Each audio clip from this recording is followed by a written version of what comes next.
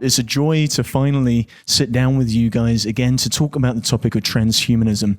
Now, transhumanism is a contested subject matter, but you guys really and truly understand the history of transhumanism. And most people want to ask you about the future. What I want to ask you about is the past.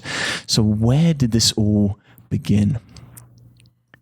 I look at it as having had its roots in Alighieri Dante's poetry when he wrote about transhumanar, which is Italian, means to transform. Basically, you could identify that as a human condition. Going forward to T.S. Eliot's Cocktail Party, a Pulitzer Prize play, where it discusses transhumanized as a relationship situation, more psychological, a conflict between thinking modalities. And then into Huxley, who wrote a chapter on transhumanism in New Bottles for New Wines, I believe it was. New Wines, New Bottles. Yeah, something like that. Anyway, I think that they were drinking wine when they wrote it. But the bottom line is the word transhuman has a history across time and across culture.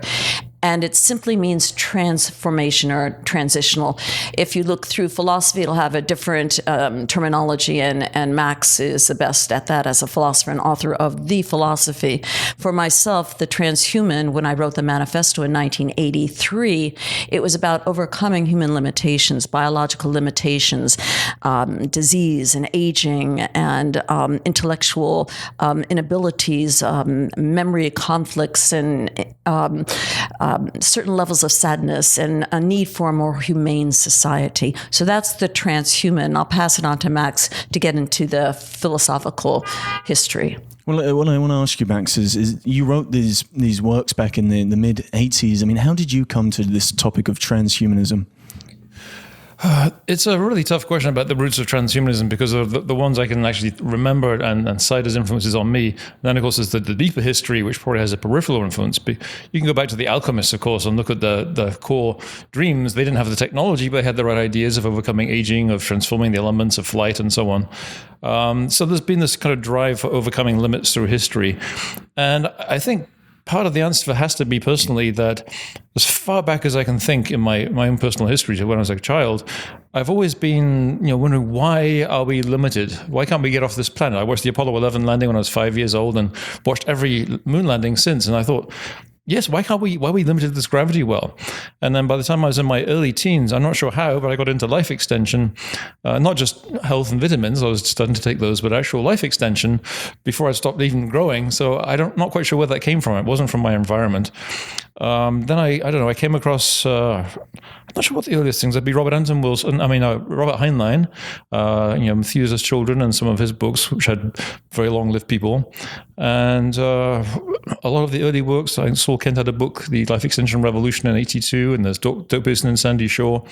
So I'm not really sure what caused it, but it had the common theme, which led to Extra magazine, of overcoming limits, and the fundamental one, of course, being lifespan, but also getting off the planet. So it's almost like there's a gene for it. And I've kind of seen this in other people. Some people, you can talk to them for hours and they just won't get it at all. Other people will just say, oh yeah, I get it now. And it's almost like there's a gene for this, a neophilia gene or something.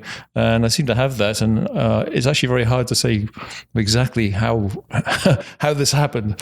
What was happening culturally back in the 80s that made you write these works and become interested in this field of transhumanism? Was there something very unique about the environments that you guys were circling in? Yes, we were in two totally separate environments at that time. I was in Telluride, Colorado, and involved in the film industry, and I was living in Japan and performing there, and very excited about my career as a performer, an artist, a narrator, etc.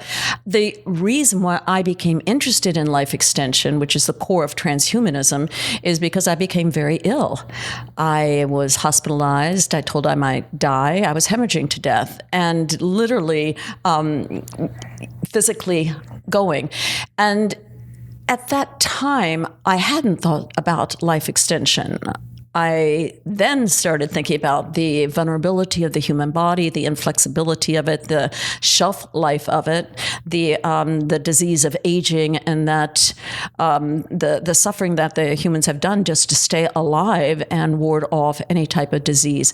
So that really turned my life around. When I returned to the United States, I started studying everything I could about the technology of life extension, the science, evidence-based science, and ethical technology. And I want to make that clear because there is a lot of pseudoscience out there, and there's a lot of views that you can think you can live forever and you will, and this term immortality has gotten some bad bandwidth recently. But the bottom line is we cannot survive without certain technologies, genetic engineering, stem cells, nanomedicine, artificial intelligence, and to mitigate the onslaught of aging and disease. But the 1980s for me were a very fun-filled time of getting into electronic arts and video and multimedia, and had a TV show in Los Angeles on the future. It was called Transhuman Transcentury Update, and I would interview people about the future. So that's my background in becoming interested in the future, having firsthand experience, having that gene that Max, whatever it is that you just go, oh, wait a minute, things are changing, and perhaps I was ahead of the curve because now I look where the ideas we talked about back then are now getting more bandwidth and mainstream. I can think of two other kind of important influxes, I suppose. Like I said, it's almost like I have a gene, which I'm kind of being mostly flippant about, but I'm not. Maybe I do.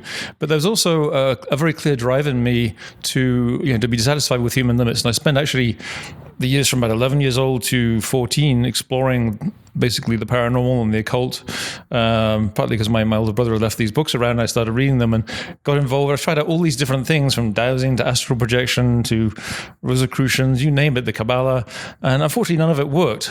And I guess I also like superhero comics, and I thought, well, why can't we be superhuman? This stuff isn't working, so maybe technology and science is the way to go.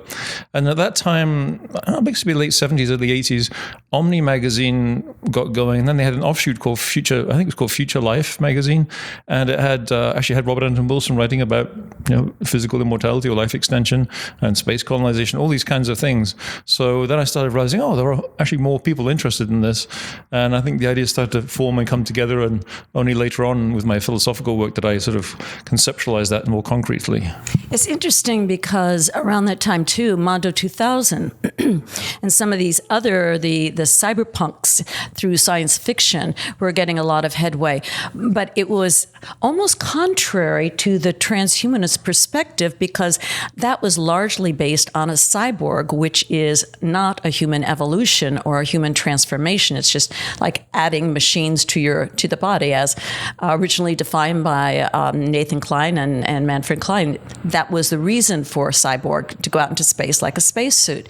But the term really caught on within science fiction, especially within the film industry as well. And it came out as a Terminator and something dangerous and scary, and it didn't have any humaneness, a level of humanity within the term cyborg. And then in academics, we know the postmodernists took it over and started, Donna Haraway wrote Cyborg Manifesto. I think there was a different title for the book, but the postmodernists really, especially in the philosophical departments, the humanities, feminism studies, gay, gender studies, etc., really pushed the notion of the cyborg and fought the notion of the transhuman because, and I finally figured it out when I was writing my dissertation, they didn't have the scientific knowledge or technological prowess to be able to understand what was really happening behind the scenes as far as the evolution of the human with technology. Yeah, this concept of the cyborg causes a lot of trouble. Mm-hmm. This goes back, I think there's originally a novel by, was it Matheson? There's a classic movie out there that someone could dig up on IMDb. And it led, of course, to things like the $6 Million Man and the Bionic Woman. But generally, cyborgs, like the Terminator, are generally subhuman. I mean, they can be very physically powerful, but they're very narrow. They have a very narrow focus, punch and destroy, react in certain ways. So that's why we really don't like to use that term. There's actually nothing really wrong with the term inherently, but it's got this very bad connotation now of being controlled by the outside and programmed. And that's, of course, the very opposite of transhumanism, which is all about morphological freedom, psychological freedom, choosing who you want to become. Well, let's talk a little bit about morphological freedom, because that was the essay that really helped to define what the trajectory is for how we want to change and extend ourselves. I mean, could you explain what morphological freedom is? Yeah, I think I first used the term, at least that I can remember, at the Extro 3 conference where I gave a talk on this. It's really a typical kind of ponderous philosopher's term, I suppose. But the idea was really to encapsulate all these different ideas of shaping ourselves. And Natasha's written about that from her own perspective. But to create ourselves, I mean, you can go back to obviously Friedrich Nietzsche, and he talked about choosing oneself, and other people have too. But he didn't have the technology. So the basic idea of morphological freedom is that we have a right, or we should have a right asserted, to choose to modify ourselves in whichever ways we choose. Now, I would choose to do it in ways that make me better, smarter, more intelligent, kinder, more thoughtful, have better foresight, and so on. Other people might choose other things, and there could be some legitimate legal arguments as to what you can and cannot do. For instance, in the blind community, there's this whole blind pride thing where they actually want to make their children blind who wouldn't otherwise be. Now, that gets into some tricky areas, but as long as we're talking about increasing children's capabilities in our own, that's really what it is, the freedom, both politically and with the technology, to choose who you are physically, intellectually, cognitively, emotionally. And you took that idea, Natasha, and you turned that into these wonderful art pieces with Primo Posthuman.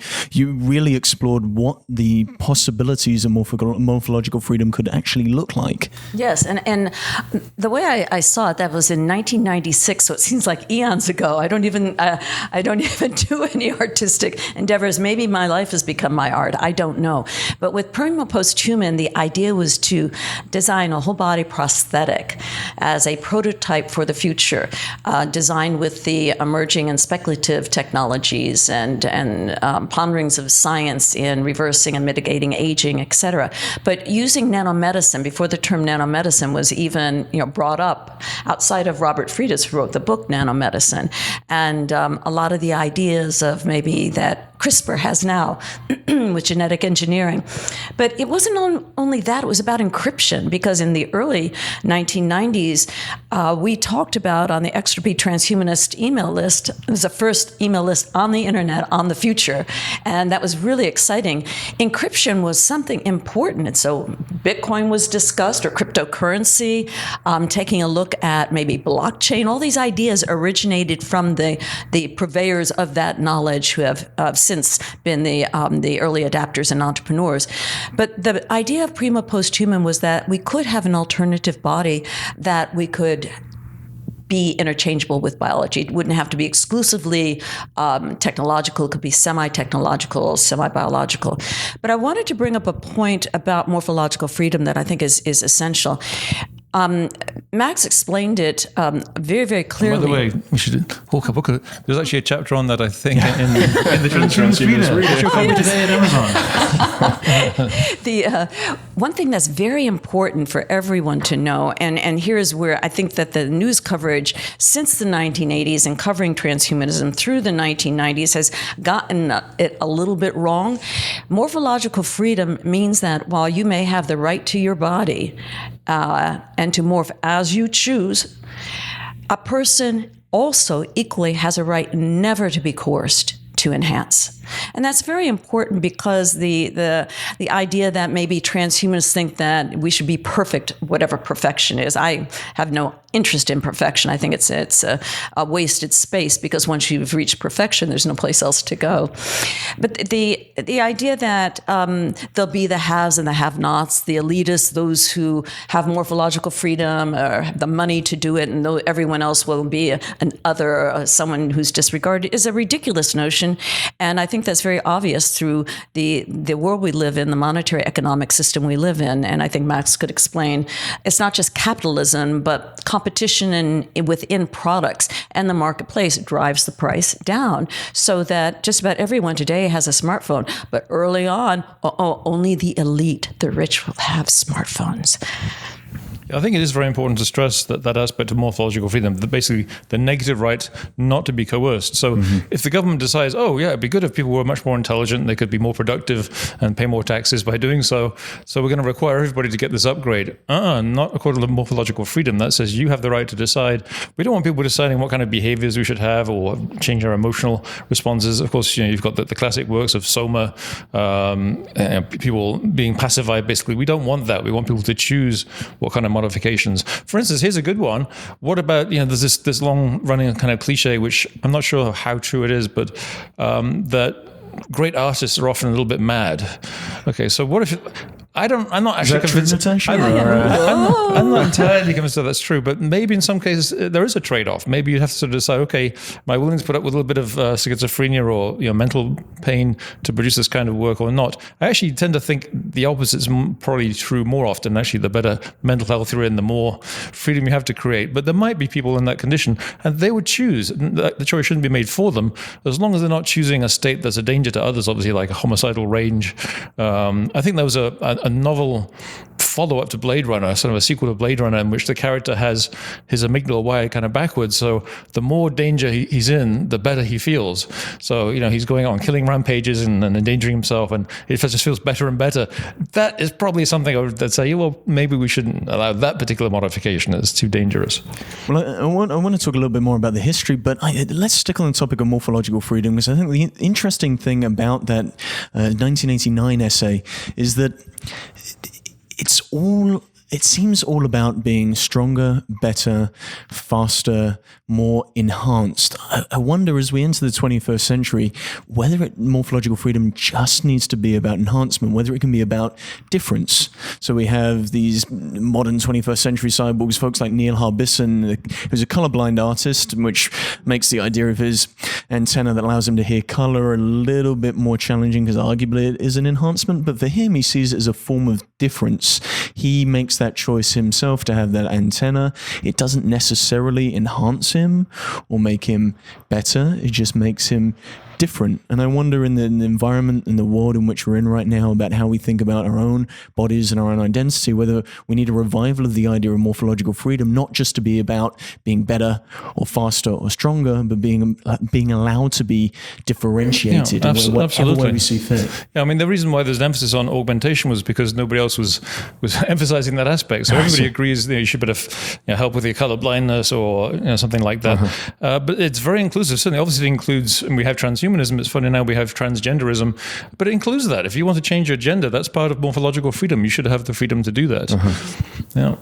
And I just wondered, I mean, how far do we allow morphological freedom to go? If people decided that they wanted to become something other than the body, should we have some form of limitation on? Here, I think what you're getting at, and correct me if I'm wrong, you're getting at maybe the psychology of identity, what it means to be a person or personhood, or what is agency, and could agency be something other than biological? And would that be morphological freedom if I wanted to become maybe this microphone? Would I have that right to be this microphone? That's an extreme case, but some people might want it. Yeah, arguing that with the degree of identity politics, it's like I can call myself whatever I want to be, and then can I change myself biologically to also be that? And I just wonder if morphological freedom is going to be a very useful topic as we enter these new times of identity politics. Yes, I wonder if we need a revival and a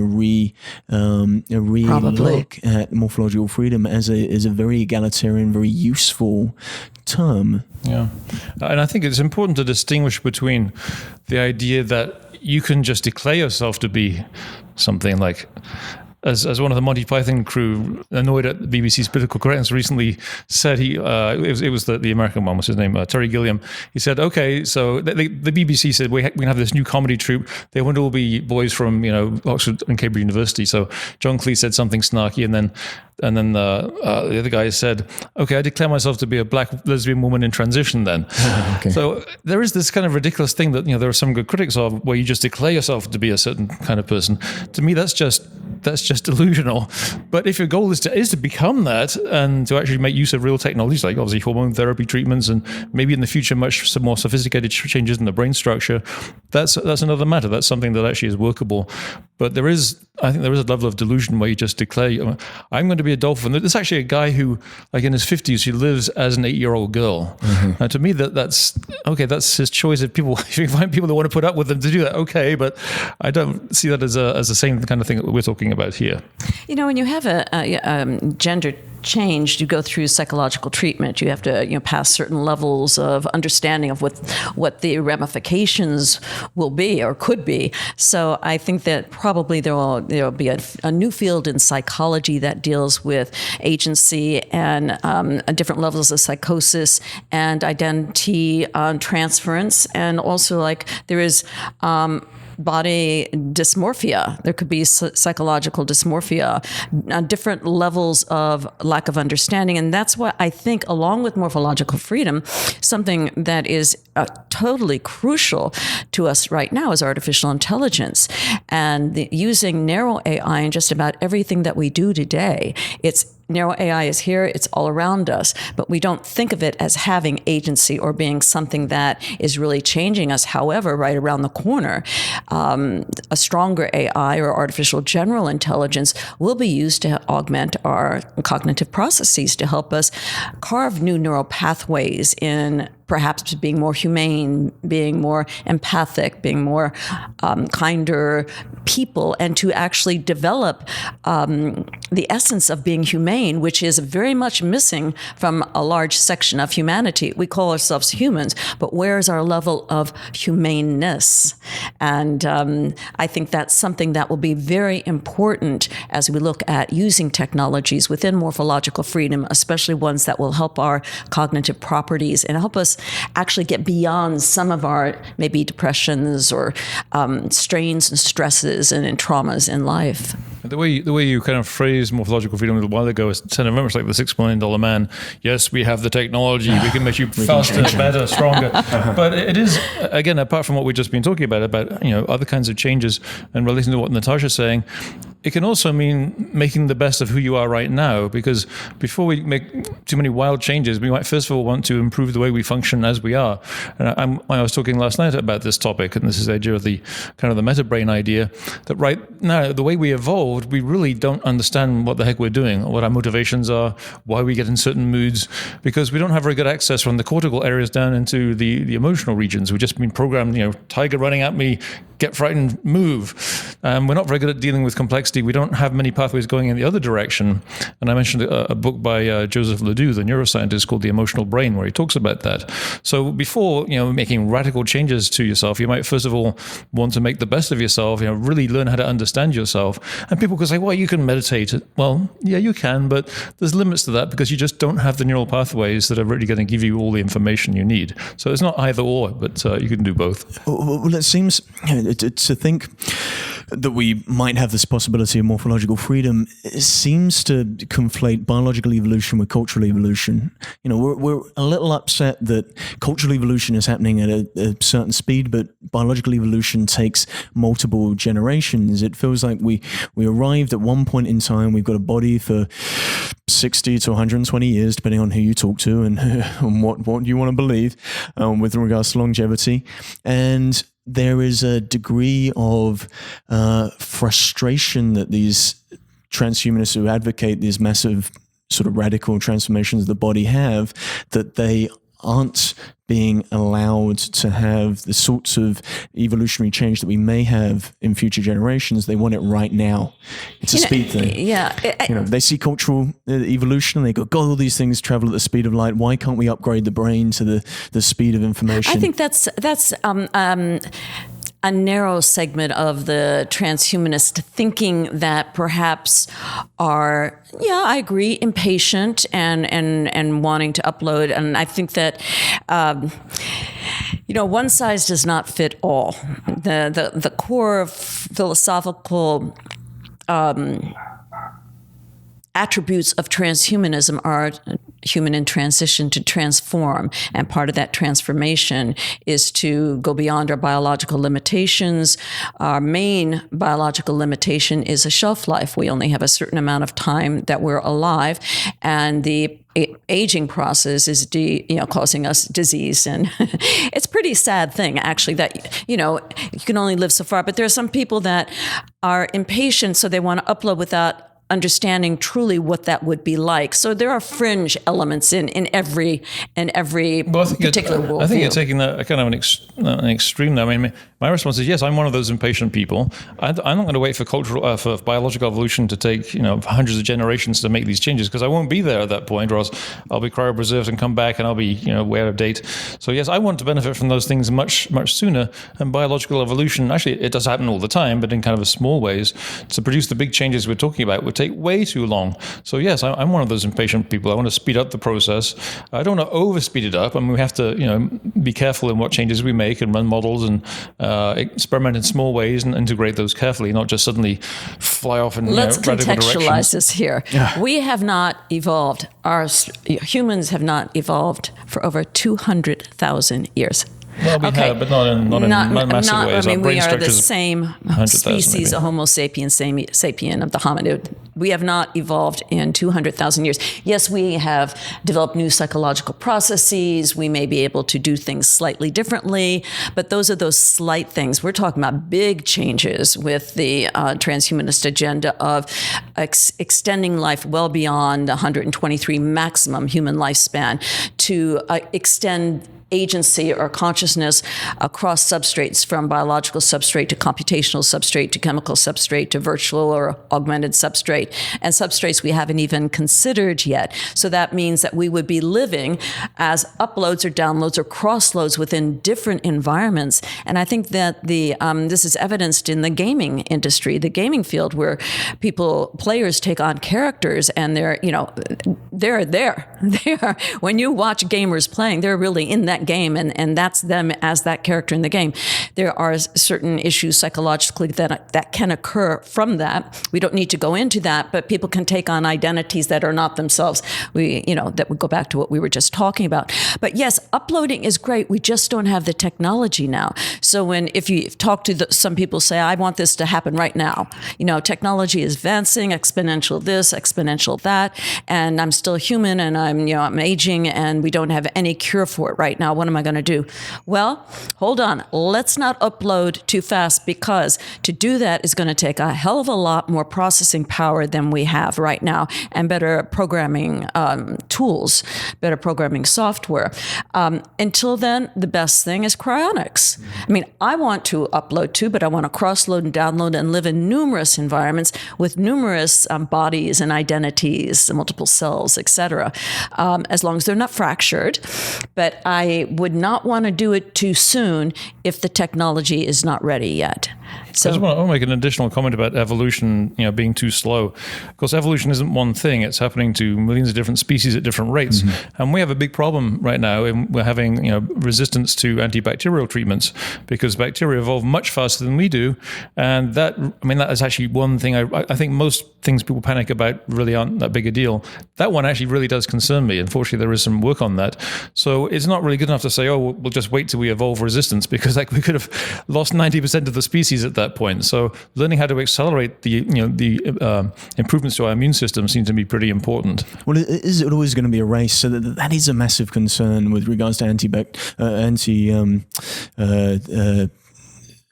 bacterial resistance, antibiotic resistance. There's issues of how meat is processed in certain ways. It's changing the human biology, and then we're not being as responsive to certain drugs. I just wonder if we make a collective decision to change ourselves in a certain way, shape, or form, what we're going to end up doing is homogenizing the human species. I wonder if there's a misunderstanding of evolution. It's not survival of the fittest, it's survival of the mutant. And if we get rid of all the mutants, then are we going to be exposing ourselves to one singular bacterial infection that would wipe us all out, because we all have these hyper efficient bodies and hyper efficient systems, but it only takes one thing to knock out everybody with that same genetic similitude or similarity. Well, it's funny because now you're kind of taking the very opposite of what we were just talking about. We were talking about how morphological freedom, basically, you were kind of worrying about the other extreme, that we might be too radically different from each other, but now worried about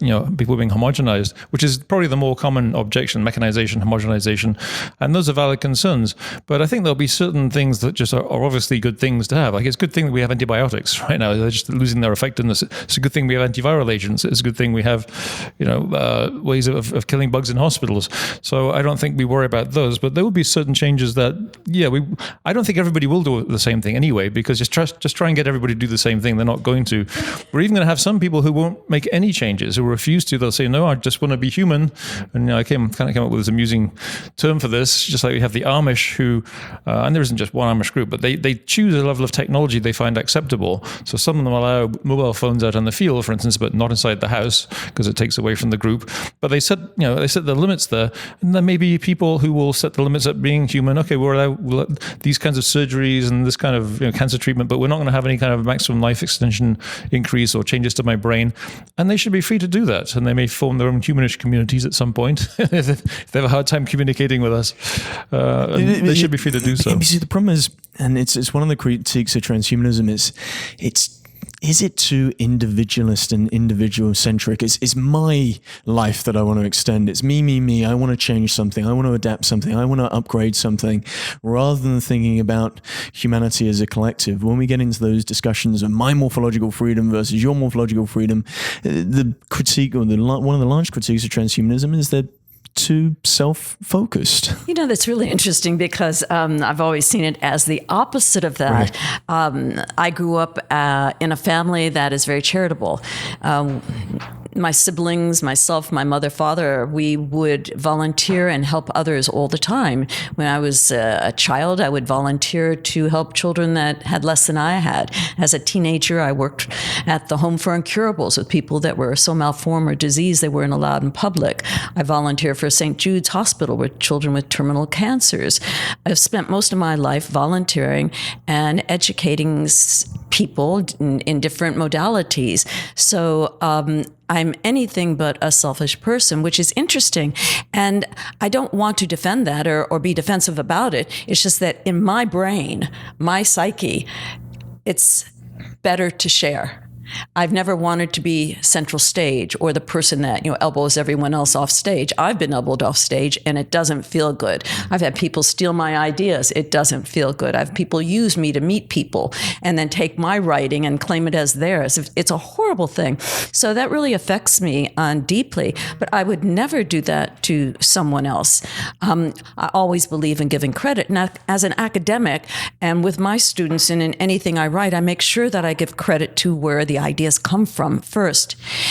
To answer your question specifically, I used to think that maybe transhumanists are selfish. Maybe it's wrong to want to live longer. And when people interviewing over the years, especially in the 1990s, saying, why do you want to live longer? Why are you so important? Why is your life so valuable? That you think you should live longer. The old are supposed to die and make way for the young. And I've given that considerable thought. And finally, I had an epiphany. I never knew how to answer that articulately. I'd always stumble around with it until I was flying on an airplane one day, and I woke up, paid attention to the flight attendant. Everyone's usually not paying attention, and the flight attendant was going through their dance, and said, "If there's a problem with air, oxygen, down from the top will come this oxygen thing. Now, put it on yourself first." Make sure you put it on yourself first, and then turn to the person sitting next to you, whether it's a child or an elderly person or someone who needs help, and then help them. But put it on yourself first.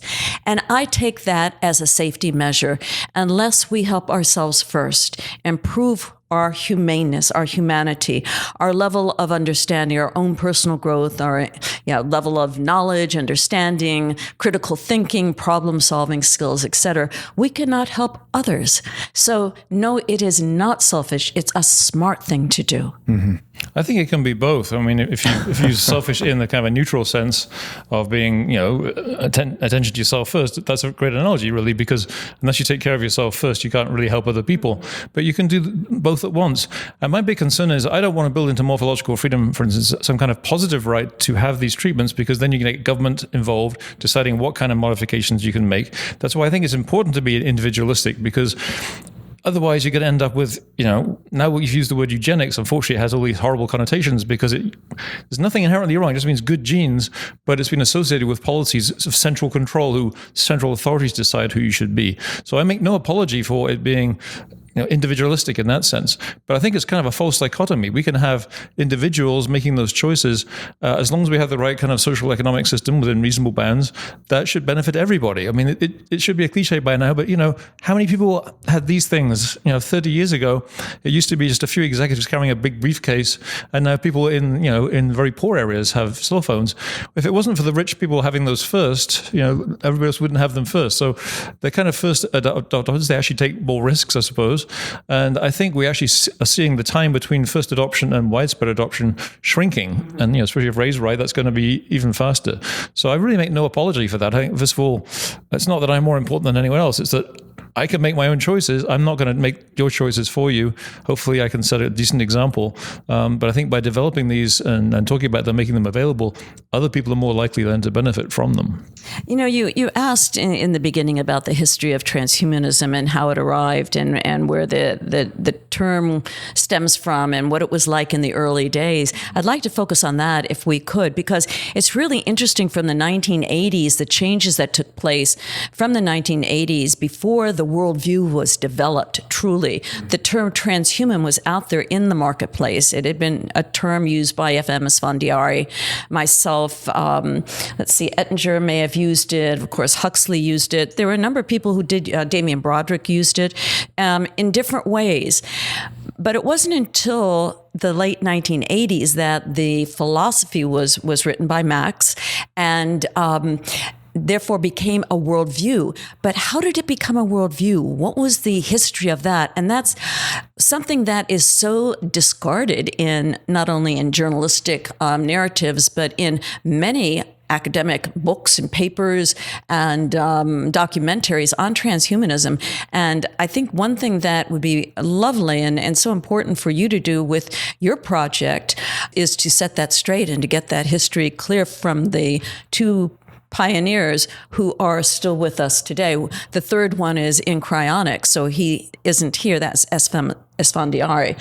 But from the 1980s, I remember I went to FM's classes. He was a very dear friend. And he said, specifically, he did not want a movement.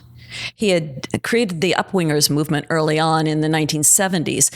He wrote a chapter on transhuman woman, the year 2000 in a 1974 book by Maggie. I can't remember the name exactly, but so the term had been out there, but FM was adamant about not making it a movement. He didn't want to do a movement, but he was a bit of a staunch individualist guru, someone who thought everyone should emanate his view of what the transhuman was. And I had an extreme difference of opinion. I think you be your transhuman, I'll be mine, as long as we value life. That's fine. Well, Max, you talk a little bit about this in the introduction of the Transhumanist Reader, the difference between transhumanism as a worldview and transhumanism as a movement. And what do you think it was that was happening in the 80s and both today with the revival of the interest in this topic of transhumanism? Mimetically, what was happening that landed you two on the front page of things like Wired and LA Weekly?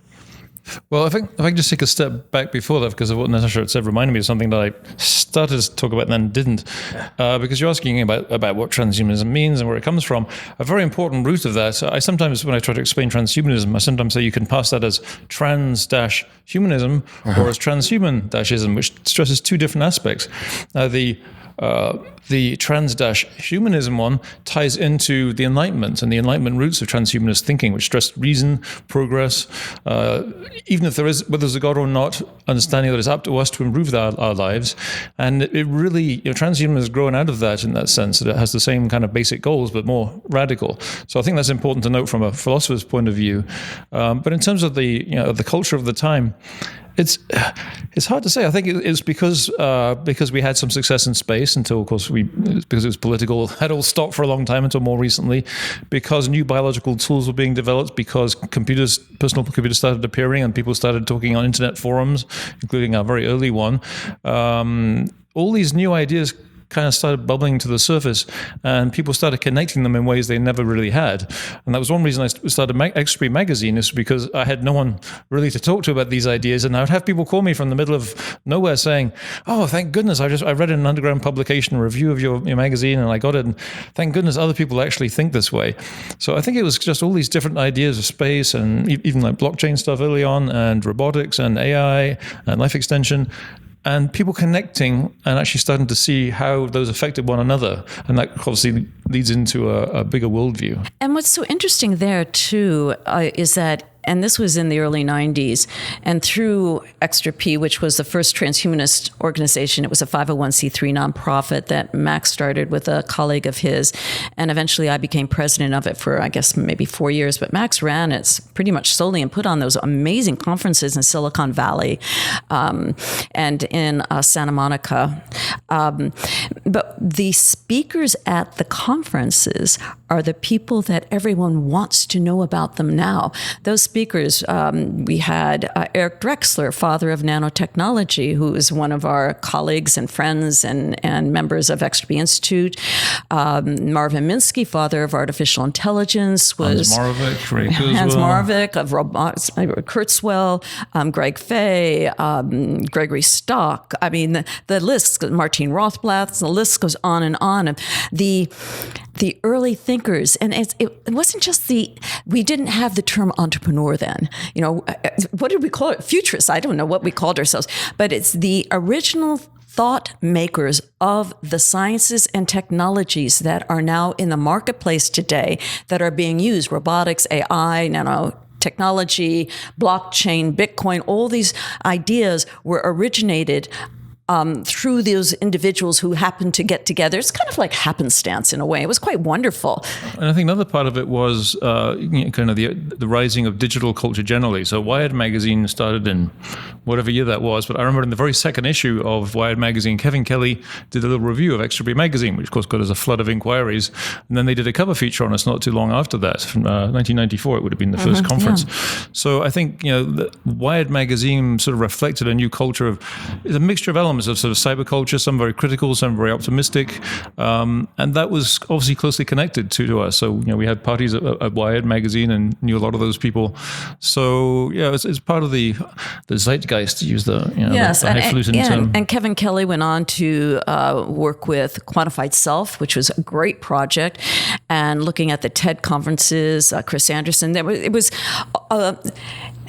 I guess it was more like a Silicon Valley, Northern, Southern California, partly film industry where I was located, and then the academic crowd where Max was located, with the Silicon Valley where Extra P flourished in, and then that was the nexus, that whole California, with the link to New York City, of course, as well, and London, thinking of Prague as an influence center as well. It just happened to all use the internet for that.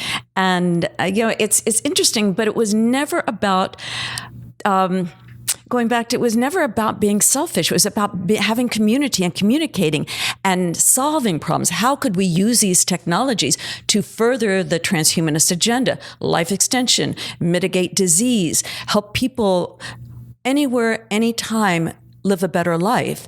And the idea of perfection, again, was never on in our thinking modality at all. It was more about going out into space, interplanetary future of things, and looking at automation and robotics and prosthetics. And in fact, an example of how far things have come since I designed Prima Posthuman, that was 1996. Think of how far robotics has come since then with narrow AI and haptic systems and neural interface. You can have someone with legs that can walk and run and be in the Olympics. How incredible is that? Or pick up a cup and feel the heat or coolness of that cup. This is amazing. But the problem was, at the time, the stuff that you guys were talking about was considered vaporware. Oh, yes. No. I mean, how did you deal with the detractors who went, this is very nice as a philosophy, as an idea, horrible. like maybe some of this stuff will happen, maybe not. Cried a lot. Oh, man. I remember when we were on the cover of LA Magazine, I thought, this is going to be great. I was so excited. And then the journalists, I was giving a talk at MGM with... LA Times. This was the LA Weekly magazine. Right. The journalist who was interviewing me for it came to MGM, film studio, where I was giving a talk on the future. And the astronaut, what was his name? He passed away recently. Ray Aldrin. Buzz Aldrin was there, and we were giving a talk about the future of the human and why we needed, stronger, more durable, lasting bodies, etc. And Prima Posthuman originally was my naked body. And it was a point-and-click website. So you'd go to my naked body. I didn't show tits and ass too much, just a little bit, enough to be sexy. But you point and click around my brain to see augmented to my meta brain, cognition, memory, the skin, so I could change the color of my skin, the internal organs, replacement, and it was more athletic than anything, since I am more athletic than trying to be a Playboy mate. But that journalist lied in the magazine LA Weekly and said I was passing around naked pictures of myself. I was horrified. Remember that? I was horrified by that. And while it's great to be on the cover of magazines, and Prima Posthuman, that particular project has been mentioned on the cover of so many magazines and newspapers worldwide. It was amazing. So sometimes you don't expect a project that you do to have legs that really, makes a big difference. But it can be humiliating when people yell at you from the audience. I want to talk a little bit about being a female transhumanist in the mid-'80s. Is something that you've shared with me before, but it was a difficult environment to be in, from what you were describing. Yes. For transhumanism, the other critique is it's a lot of white male guys talking about potentially what they're going to do with themselves in the future. I gotta love them. I gotta love you both, everyone. Yes, and thank you. It was tough. Number one, I was an artist of something I do not call myself today. I don't get jobs being an artist. So I'm a strategic designer, theoretician, academic. Artist, working out, having, a body that I could show off. Being in the film industry, being within the Telluride film crowd that I was in, having dated Warren Beatty, and having been within that sector, it was really hard to be accepted within this high-level intellectual domain of all these incredible, talented philosophers, scientists, technologists. I was pretty much ignored except by Max and FM Esfandiari. And it's true, it was very hard. Women were not at these meetings. Women were not there. In fact, there were just a few. I remember a few women programmers from Silicon Valley. There was an Amy, and then there was Ramona Machado and Chris Peterson. We had female speakers. We had Cynthia Kenyon. And they were very bright, but like it wasn't the norm. And it was very difficult too, not being a computer scientist. So since then, of course, I've gotten 2 masters and a PhD, and now I cannot talk to anyone about software programming and AI and nano. But back then, it was hard. But I have to blame myself. I take full responsibility. It's I have no idea why I got an undergraduate degree in painting. That's like getting a degree today in Philosophy, yeah, but let's not mention that. A couple of things about that. It's really fascinating to think about the early days, and exactly, I talk to people about these ideas, and they just kind of think, well, this is just nuts. This is just pure science fiction, and it's been fascinating to see how that's changed since we started actually being students at the conferences and then Humanity Plus, and nowadays it's not that science fiction. It's, oh my goodness, that's going to happen. What should we do about that? Does that mean the AIs are going to take control, or we're going to now they're taking it very seriously, and they're arguing about the outcome, not about whether it's possible. So that's been a huge change.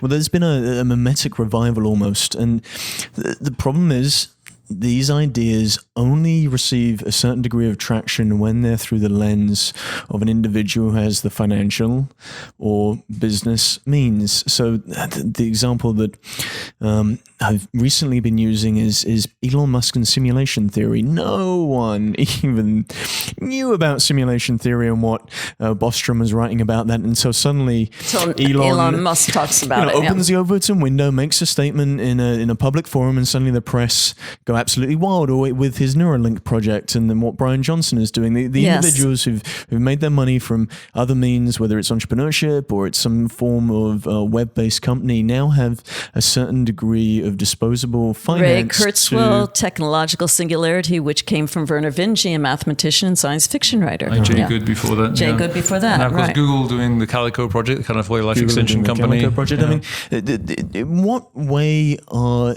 you, both of you, as the pioneers of these ideas, being brought to the table with these discussions? Because all of the ethical implications or the cultural and social implications that they're dealing with right now as they're building these companies are things that you guys have dealt with for the last 20 years. And we've thought about it and talked about it and written about it and debated about it, and it's been part of our conversation, the transhumanist conversation, whether from Extreme Institute to the World Transhumanist Association and Humanity Plus, the transition of the development out of bringing people together for conferences. It has been so deeply argued, debated, discussed. We have it in our book, to be sure, but we must be included. And in fact, I'm having to change my career. I'm going to stop full-time teaching as a professor at a university because I need to devote my time to being more of a global citizen who can help express and understand levels of ethics and policymaking and legislation on these issues so that the governance does not go dipshit on us. And it would be nice to get more, be called on more often to advise, but there are some interesting things that do happen. We were actually in New York last time, but one maybe for this gaming conference, which is kind of fascinating because it was a Deus Ex? Deus Ex, yes. Yeah, which is but the interesting thing was that the conference was taking it very seriously. They had people coming and demonstrating prosthetics. I was talking about the philosophy and trying to develop rules for this world on a very serious level. So that was interesting. That was so a gaming company. So the gaming industry is looking at this. The gaming industry has actually taken a lot of the transhumanist writing and ideas and put it within games, but not at the level that could be very beneficial. And I think another area is with what Peter Diamandis is doing with the X Prize. He's looking at abundance for all, but that idea generated from Eric Drexler in his book, his PhD dissertation, Engines of Creation from MIT. So it's... And Julian Simon. And Julian Simon and others. So what I'm intending to do is to really focus more and be more like you and Alex Klokos and others. And as executive director of Humanity Plus, I'm really going to work very hard at looking at morphological freedom, the pro-actionary principle, looking at legislation and governance on an international level, not just the United States, but throughout the world. It's very important that people understand, no matter what particular political agenda that is in control or not, or religious view that's in control, it's happening. What it means to be human is on the tip of everyone's tongue, and something that we have thought about for 30, 40 years, looking at what the future scenarios could possibly be. And there are so many different alternative futures. And certainly no one has the answer to any one future, but many of the comments that you've brought up and the questions that you've asked are certainly pertinent to this larger discussion. I personally don't have a whole lot of time to go out there advising people anyway, even if I'm asked, because I'm running the Alcohol Life Extension Foundation, which is the world's leading cryonics organization, and that's very much a full-time job right now. But occasionally you have to get away and do some other things to keep perspective. But I just kind of take a little bit of a step back in the sense when you were talking about how whether transhumanist thinking early or now is kind of too individualistic or too selfish. Even in the early days, things we discussed in X3 magazine and on the online forums, a lot of that wasn't just about getting bigger, faster, stronger. It was about how do we redesign societies for the better. We're only now starting to read about smart contracts, but Mark Mueller and Nick Szabo were writing about that a long time ago in X3 magazine. How can we actually use technology in combination with new social structures to everybody's benefit? And it's still timely today because those are structures, and blockchain is looking at this. Where can blockchain go in so many different areas where it's becoming a cliche? But those levels or conduits of information that help with understanding the different scenarios and playing out strategies, especially with encryption and coding, where this is so crucial today, how to protect yourself, how to protect your identity, what fosters it, even in idea futures. Remember Robin Hanson and Nick? Yeah, that was another proposal which is now being used to a certain extent. Won the Ars Electronica Prize. Make more rational decisions about the future, basically using forecasting markets. Robin wrote about that in Extra before anywhere else, and people are actually using that now to try and forecast things. It seems to work quite well. Well, there's a multitude of technologies and scientific innovation that seems to contribute to the ability to become transhuman, but with this kind of massive spectrum of things that are possible and the excitement around a lot of these things, do you think that's really a distraction from what the transhumanist worldview is? It feels like my challenge with transhumanism, the movement, is it can be a lot of individuals sitting online, sort of advocating their futures in a very science fiction way on blogs and messaging boards, and it just doesn't feel very useful, if that's fair. I mean, there are some out there building it, and they don't want the distraction of the multitude of individuals who are trying to just make noise in the space. There's a lot of interest and a lot of excitement around transhumanism, but those getting excited aren't always necessarily the best advocates for transhumanism. Not always, but we have to realize also a lot of those people, like in the early forums, online forums, after a while they got off the forums and they started working on robotics or genetic engineering, and so they got busy doing stuff. So there's going to be different people who, first of all, it's new to them, so that they're going to get excited, maybe overexcited occasionally, but then that drives them to be interested in, okay, how do I get involved in biohacking or in blockchain or in life extension? So I think there's room for everything. And because I'm spend most of my time doing something very practical that actually might allow me to live past my natural lifespan. So I'm busy doing practical stuff. But I think it's very important there is actually an academic movement as well, because it's needed. We've got all this. Honestly, I don't want to go into tirade, but a lot of nonsense at universities that need to be nonsense. Postmodernist, and a lot of kind of studies. I think they could do with some transhumanist studies, because it would tie together a number of topics in a kind of a good way, a very helpful way, teaching critical thinking and ways of thinking about the future more effectively. That would be, I think, a valuable thing. So it's important to maintain that, but that doesn't mean people shouldn't be working on projects. They definitely should, and more so they are. And doing what I would like to see is more prominent people who are actually doing stuff say, well, yeah, of course I'm a transhumanist, and just be kind of like a trivial thing. Just like, in the 18th century, someone will say, yeah, I'm a humanist, but let's talk about the details of this. So it should be like mentioned as part of the background in the sense. But is there a problem with the term? No one really knows in the turn of the 21st century, what is a 21st century transhumanist? Oh, it's that thing from the 80s, isn't it?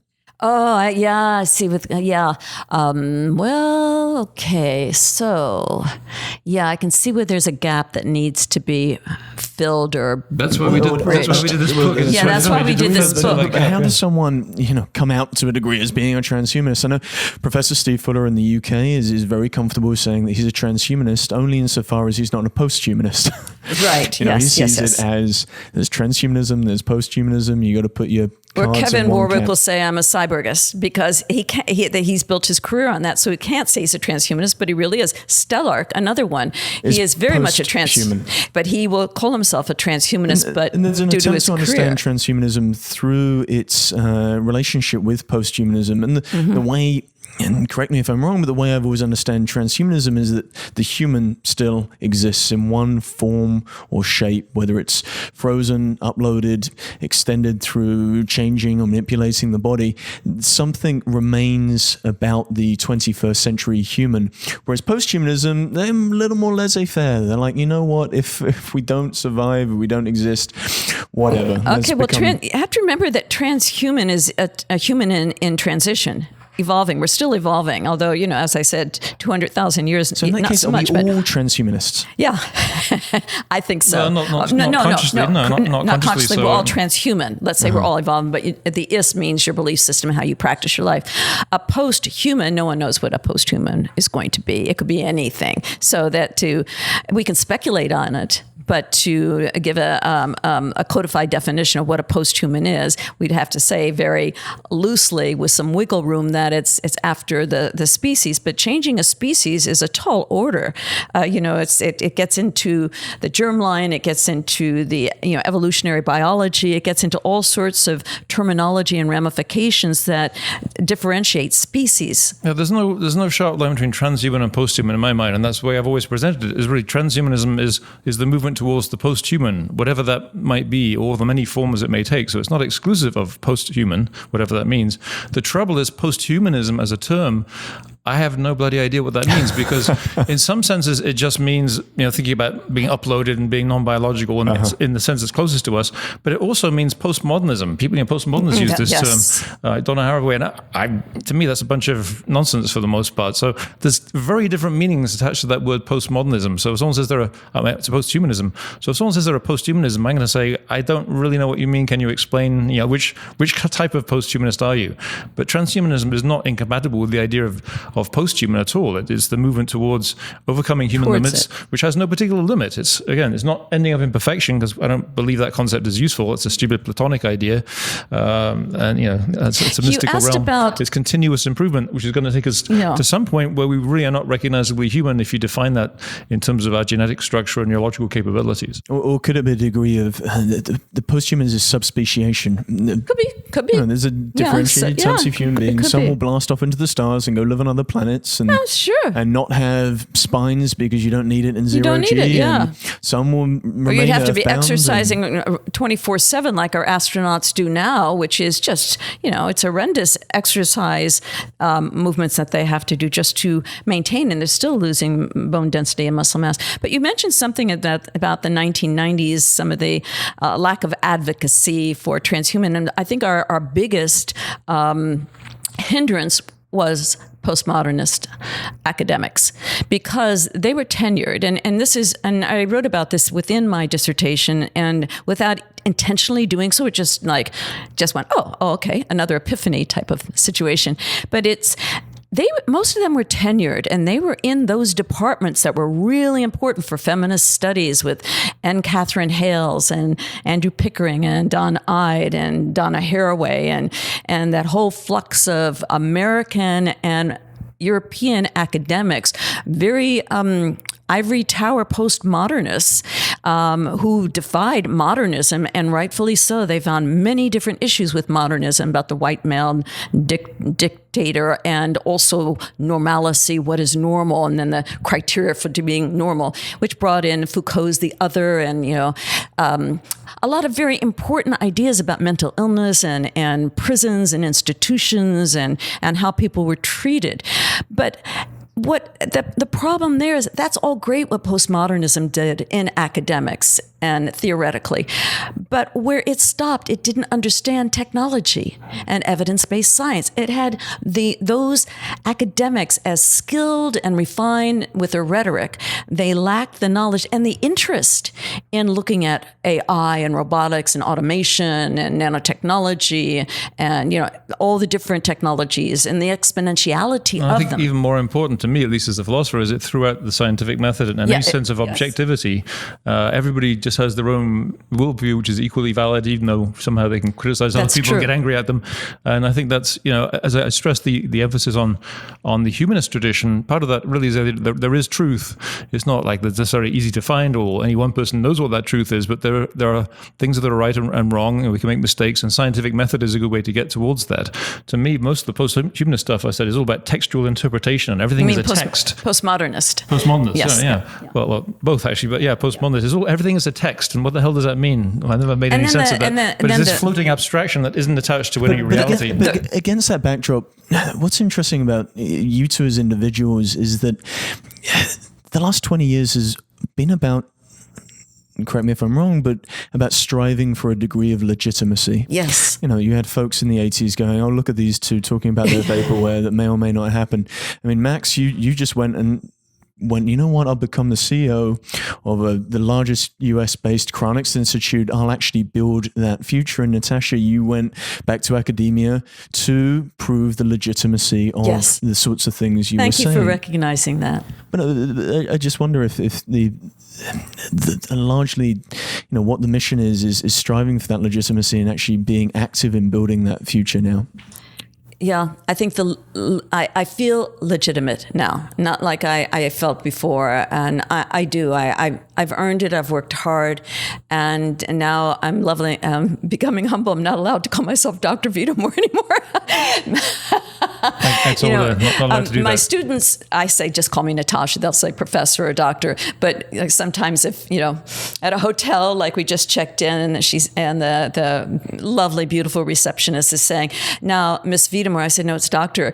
And Max elbows me in, because you want that substantiality. And he said, okay, you've had your PhD for X number of years now. You don't need to do that anymore. But it's true. But outside of academics, yes, it's very important. But outside of that, it doesn't mean anything. It's not just that. I mean, it's if you guys called yourself science fiction authors in the mid-90s and you were the equivalent of Bruce Sterling and Pat Cadigan, you wouldn't undergo any of this sorts of scrutiny. None of it. And boy, you just nailed it there so well. Bruce Sterling, you take Are You Serious? You take someone, we were looking at this. You can't. All those, Gibson, they could say anything they wanted, and they were valued so highly, especially by academics and postmodernists.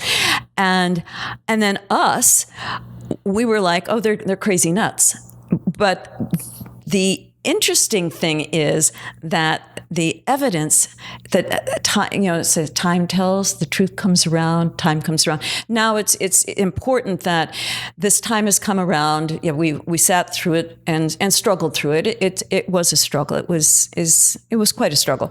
But so now we largely have legitimacy. Yeah. So the critique has shifted from this is crazy impossible stuff to you're horrible people who just look out for yourselves. You're going to destroy the human race. You guys can't win. So now we're take it step by step. Yeah. Step by step, and I think what now to do is, and I'm still that same person. I believe in sharing knowledge and helping. It's just a matter of positioning myself as the world's most known, not academic, but thought leader on what is the future of humanity. That is my goal, and I think that to be included at that level where I do have the knowledge and I've got the skills to think things through, and I've looked at numerous scenarios, and I'm just looking for the best solution, not a political solution, not a moral solution like the bioethicists do with their agenda, which is always so very transparent and obvious, but to at least have that. I think that's the credibility I need to put forth myself for my work in the future. I think Max is doing an excellent job as CEO of Alcor. He's certainly... Cryonics is kind of an interesting example of how this has changed, because 20, 25 years ago, our typical experience of going to a hospital and they would go, you want to do what? Not in my hospital, you don't. And now, typically, the response, is quite different. Usually they've seen some documentary on one of the science channels or something, or they've read a bit about it, and they go, "Oh yeah, I know people who are cryopreserving organs and corneas, and all these people walking around who are cryopreserved as embryos." And now they take it much more seriously. They'll actually listen to us, and when we have visitors come to our alcove and they actually see it's a real place, many of them come up to me and say, "Well, when I first came here, I wasn't sure if you're going to freeze my head or if you're just something really weird." But they say, "No, this actually makes sense. I'm not sure if it will work or not, but it actually makes sense now." And so we used to be way out on one end of the spectrum, and traditional medicine and science was out there, but they've gotten closer together as we're doing low temperature surgery. We're cryopreserving many kinds of tissues right now. There's Natasha's research cryopreserving a worm and then showing it maintained its memories. And the Professional Cryobiology Society actually had a clause in its bylaws that basically said, if you associate yourself with cryonics, you're out. You can never publish, you're ruined. They took that out recently, and the leadership is now much more friendly. That's a big change. So, there are still people who are very antipathetic, generally out of ignorance, because they just really don't know what they're talking about. So, usually, hopefully, you can educate them if they're willing to listen, and that may go away. I think the biggest issue that we're facing now, and it's something I usually do 1 or 2 interviews a week, and probably 1 documentary a month, and it's the same questions over and over. What does it mean to be human? And I think that is, as we said in the beginning of our discussion, that is on the tip of everyone's tongue. What does it mean? What is this going to do to me? What is this? Where am I going to be? Am I going to be left behind? Am I going to be included in the early adopters? There's so many different scenarios, and those need to be worked out and expressed and educated to the public. So I think that academics is very important here, but it must include STEAM, not just STEM, science, technology, engineering, and mathematics. That's the STEAM, bringing in the humanities, is so crucial.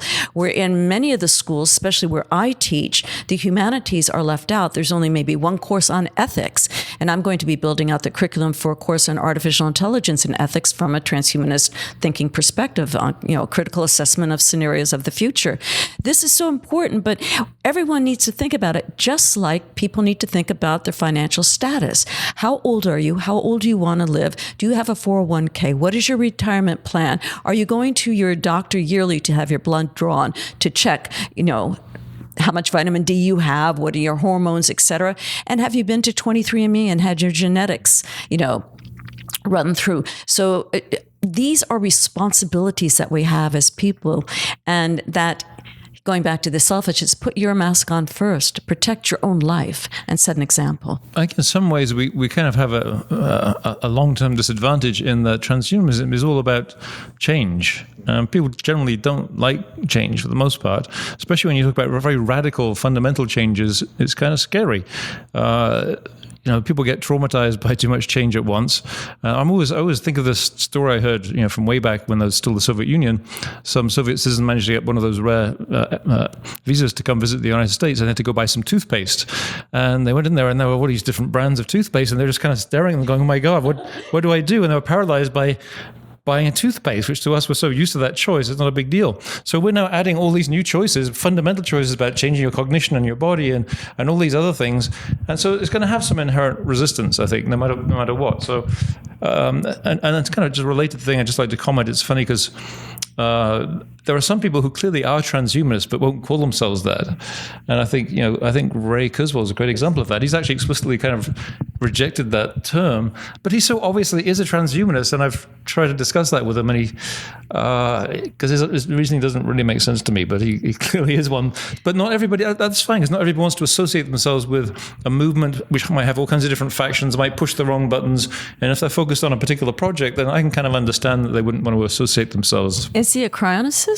Yes. Okay, so we know he's a cryonicist. So Ray Kurzweil signed up for Cryonics. That's a very transhumanist thing to do. I think, personally, the reason why he doesn't publicly call himself a transhumanist is because he doesn't want to be part of someone else's club. Ray Kurzweil is an inventor. He's a brilliant person, a generous person with his creativity and his many talents. And he supports Max and I intellectually and emotionally, and he's someone we think is extended family. But because it's a philosophical worldview, I think that some people, when they have their own agenda, their own product to sell, may not want to be included into another product that's being sold at this point. Later on, I don't think it's going to make one hell of a difference. But I think as he's selling his singularity is near, and now his exponential economy and the Singularity University, all that, I think it would distract a bit from a marketing perspective. And perhaps his marketing advisors, suggested that he not. Sorry. But it's kind of ironic because even though Ray doesn't use the label, people, I see this so often, I find it very frustrating. People conflate the idea of transhumanism and the singularity all the time. They think, if you're a transhumanist, you must believe there's going to be a singularity. And I say, well, I don't. I think I know a little bit about transhumanism. I'm not a believer in the singularity. I can explain at some length why. But the two are compatible, but they're not the same thing. So it's funny, although Ray won't call himself a transhumanist, some people have attached these two terms too closely together, unfortunately. Yeah. I want to ask about, I suppose it's my final question, about the work that has to be done. What's interesting is when you were mentioning the sorts of questions people are asking you, or the press are asking you, the same sorts of questions the press are asking you. I wonder if they're coming to this because there is not fear of the future, but a fear of the unknown. People are interested in the future because it's an escapism from the present. There's something very wonderful about going to Alcor and be surrounded by this very science fiction aesthetic of something that's happening right now, but also feels like it's happening in the future. I just wonder, to what degree, how do you deal with individuals who come to things like transhumanism because they feel so disillusioned about their current state of being in the present, that they're looking to the future as something that will hopefully allow them to transcend their reality right now? I think that's an excellent question, because if you open up any magazine or any headline that's not about, not even going to say it, but certain politicians in certain countries, it's about genetic engineering and CRISPR and modifying the body and new treatments for cancer, like immunotherapies. And then for all these people, those technologies feel inevitable. Yes. And yet they feel like they have no stake. And the reason why they're coming to you is they go, oh, you saw the inevitability of some of these technologies. And is it really happening? Just want they want to know if they're being fed snake oil. And it's like, okay, now it's here and it's all over the place. So is it really here? And I love that. That makes me feel good. I love it. So I can then differentiate between snake oil, and there's a lot of snake oil out there. There's a lot of pseudoscience out there, and there's a lot of bullshitters out there. And a lot of people thought you guys were peddling snake oil back in the day. It was like, none of this stuff will exist. None of this stuff will come to pass. But we've been very careful. We didn't just sit back like some people do. I've continued my education. I, have been in school nonstop. And then Max, of course, is an Oxford scholar, and he studied business, and now he's CEO of an incredible organization that just got a $5 million grant, by the way, which is really quite amazing for a new research project. But I think people are asking the question, what are we going to become? What does it mean to be human? Because our biology is being tampered with, and we've associated our biology with a limited lifespan and death. Life and death. You live, you have certain criteria based on modernism and normal. You get married, you reproduce, you come out of the closet or you don't, you change careers or you don't, and then you get old and you feeble and you die. And that's been the structure. That's been the scenario, the narrative. No matter what native or tribe in the world, each one has their individual myth or lore or narrative that people have abided by, and that's being rescripted. So what is the meaning? And I like to explain that we don't know what it fully means, just like we don't know what it means, what is consciousness. I mean, you have Stuart Hameroff and Chalmers and so many different scientists working on what is consciousness. We still don't know. So what does it mean to be human? But what I'm trying to say is these people come to you to ask you these questions to a degree to get answers that make them feel comfortable. Yes. Whether it's Cryonics, the believers in Cryonics who come to it with the mentality of it will ensure what do we do about boredom? That's one question. Won't we get bored? What will happen to me? Will I? What I'm trying to set up is the scenario by which people are coming to you with these concerns because they feel disillusion about the present. The obsession of the interest in the future is this an escapism from something that's so terrible that's happening in their own life, whether it's something they've set up as, I'm going to die eventually, and that's a terrible thing that they obsess over, and they're looking for ways to make them feel. I don't generally find that, specifically in the respect in cryonics, which really brings that into your face, right? Because you've got to think directly about your extinction. And in the occasional case, but for the most part, what I find is people who aren't coming because they're clearly terrified of dying, because it's like, if you ask me, am I afraid of being dead? My answer is no, because it won't be like anything. I'll be winked out of existence.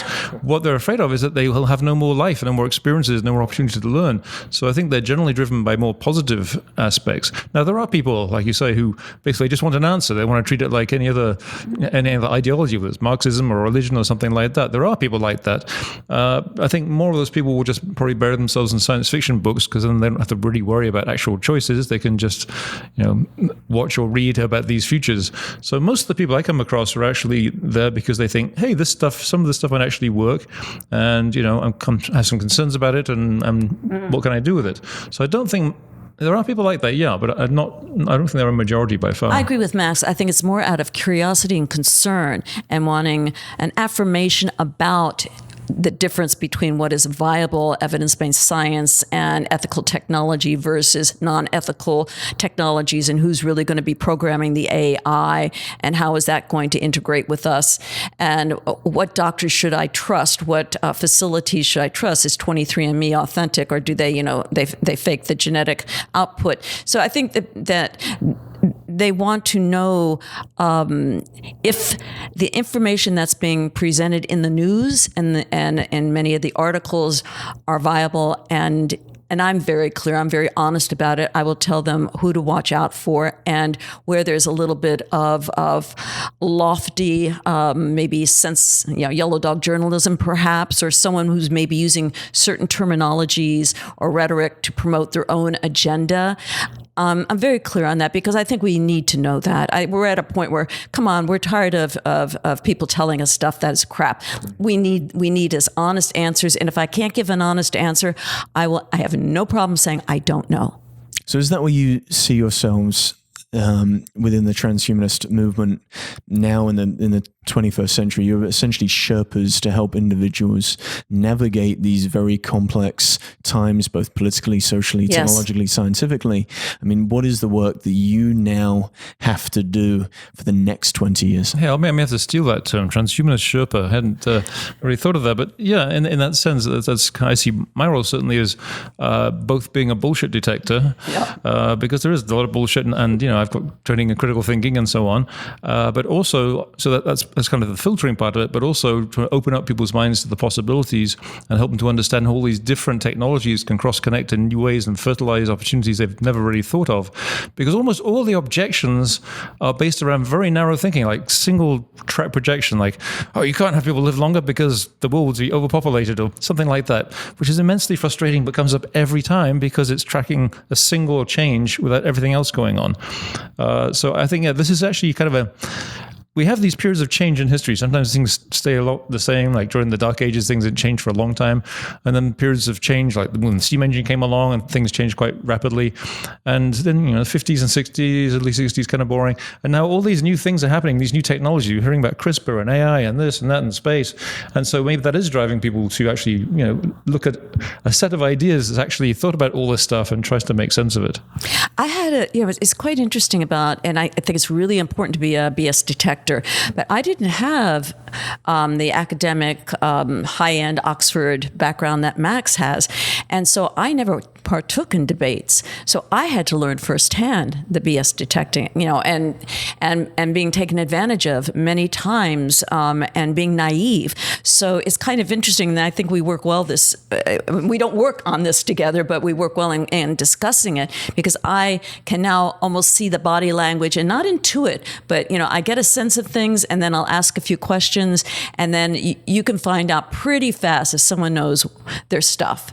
And part of my academic rigor is to check the footnotes, check the references, and make sure that they're accurate. And one problem I have with this whole blockchain cliche is the encryption aspect of it and the transparency aspect, because if we take a look at Wikipedia, and I just had to hire a Wikipedia reputation manager because my page has been so bastardized by BSers. But it just goes to show that Wikipedia was a great idea for open source and collaborative thinking, and collaborative projects are great. But are we mature enough as humans? Do we have a level of consideration and respect for others not to remove someone else's credit and put your bullshit there? And so I think this is very important in this time and age, that we are very careful about who's programming the AI, what's happening with the nano assemblers, looking at genetic engineering. Do doctors really know what they're talking about? I mean, if you're going to a dentist to have a nose job, your doctor's not being honest with you. This is the thing, along with it being an age of uncertainty, I think we have a crisis of expertise. Yeah. Who do you know is really an expert? I mean, it is now, we suspected this for a long time, but now there's clear studies demonstrating that most scientific results have not been replicated or cannot be replicated. Most of the stuff in these journals just isn't right. It hasn't been hasn't been backed up. And when you go from the hard sciences to the social sciences and more abstract disciplines, it's even less certain. So you might think, oh, it's the journal of so and so studies, I can believe anything that the editor. Well, no, you can't believe that, because it gets captured by certain interest groups. They decide who's going to peer review your paper, who's going to be friendly to their point of view. It's getting really tough to know, actually, even in scientific areas, what the truth is. And one great example of that is nutrition science, which we've seen over the last few decades. We're now walking around with a population of obese people with diabetes because the government for decades recommended a food pyramid that was extremely heavy on carbs and bread and pasta. And now people start to say, maybe that's not such a good idea, even though the government's been pushing this as official nutrition science, right? And I could give other examples that would probably be controversial, but I think that one people are starting to recognize. So there's a really big problem of who are the experts and how do you tell? And there aren't any easy answers. I think we need to find ways of using new technological forms of communication whether it's reputation systems further developed or whatever it is. How do we actually track people's success rate and honesty? And how do we know that, a journal editor is actually representing the field rather than their own biases? It's a tough problem. Yeah, very big problem. So I think ultimately this is just the beginning of the conversation on really how we navigate our collective future, our individual future. And Natasha Vita-More and Max Moore, thank you for your time. Thank you so much for having us.